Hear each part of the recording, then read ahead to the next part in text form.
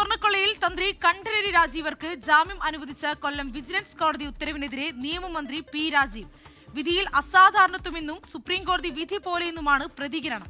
അതിനിടെ വിധിയിലെ പരാമർശങ്ങൾ റദ്ദാക്കണമെന്നാവശ്യപ്പെട്ട് ഹൈക്കോടതിയെ സമീപിക്കാൻ SIT നീക്കം തുടങ്ങി. തന്ത്രി പെരുംകള്ളന്മാരുടെ കൂട്ടത്തിലാണെന്ന് CPM സംസ്ഥാന സെക്രട്ടറി MV ഗോവിന്ദനും തന്ത്രിയെ മനഃപൂർവ്വം കുടുക്കിയെന്ന് പ്രതിപക്ഷവും പ്രതികരിച്ചു. തന്ത്രി കണ്ഠരര് രാജീവർക്കെതിരെയുള്ള ആരോപണങ്ങൾ പ്രഥമദൃഷ്ട്യാ നിലനിൽക്കുന്നതല്ല, തന്ത്രിക്കെതിരെ തെളിവുകളില്ല തുടങ്ങിയ പരാമർശങ്ങളാണ് ജാമ്യം അനുവദിച്ചുള്ള കൊല്ലം വിജിലൻസ് കോടതിയുടെ ഉത്തരവിലുള്ളത്.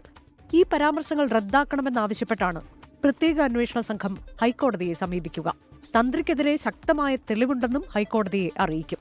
ജാമ്യ ഉത്തരവിന്റെ പിൻബലത്തിൽ പ്രതിപട്ടികയിൽ നിന്ന് ഒഴിവാക്കാൻ ആവശ്യപ്പെട്ട് തന്ത്രി മേൽക്കോടതിയെ സമീപിക്കുന്നത് തടയുന്നതും SITയുടെ ലക്ഷ്യമാണ്.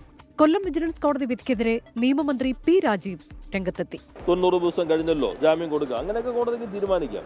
പക്ഷേ ഒരു അവസാന വിധി പോലെ ഉള്ളതായിട്ടാണ് ഇതിനകത്ത് പരാമർശം കണ്ടിട്ടുള്ളത്. അത് ഒരു അസാധാരണത അതിനകത്തുണ്ട്. ഒരു തെളിവില്ല എന്ന മട്ടിൽ പറഞ്ഞിട്ടുണ്ടെങ്കിൽ അത് സാധാരണ സുപ്രീം കോടതിക്ക് പറയാനുള്ള അധികാരം നമ്മുടെ ഇപ്പോഴത്തെ സംവിധാനം വെച്ചുള്ളൂ. തന്ത്രിയെ ചൊല്ലി രാഷ്ട്രീയ വാക്പോരും ശക്തമാണ്.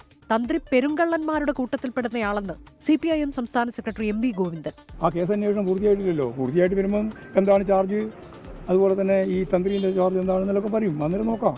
തന്ത്രിയിൽ ഈ പറയുന്ന പെരുങ്കള്ളന്മാരുടെ പട്ടികയിൽ ഉൾപ്പെട്ടിരിക്കില്ലേ. പകയോടെ തന്ത്രിയെ അകത്താക്കിയെന്നും മുഖ്യമന്ത്രിയും ഓഫീസുമാണ് പിന്നിലെന്നും പ്രതിപക്ഷം. മതിയായ തെളിവുകളില്ലാതെ അദ്ദേഹത്തെ പോലെ ഒരാളെ അറസ്റ്റ് ചെയ്ത് തടങ്കിലാക്കുന്നത് എന്തിന്റെ അടിസ്ഥാനത്തിലാണെന്ന് മനസ്സിലാകുന്നില്ല. SIT ഈ കാര്യത്തിൽ എന്തോ പകയോടുകൂടി ഇദ്ദേഹത്തെ അകത്താക്കിയതുപോലെ തോന്നുന്നുണ്ട്. തന്ത്രിയുടെ അറസ്റ്റിൽ വിമർശനവുമായി പ്രതിപക്ഷ നേതാവ് VD സതീശനും രമേശ് ചെന്നിത്തലയും രംഗത്തെത്തി. ഇതിനിടെ സ്വർണ്ണക്കൊള്ളയിൽ ആറന്മുള ക്ഷേത്രത്തിലെ ദേവസ്വം സ്ട്രോങ് റൂമിൽ ഹൈക്കോടതി നിയോഗിച്ച അമിക്കസ് ക്യൂറി പരിശോധന നടത്തി. 24 കൊച്ചി.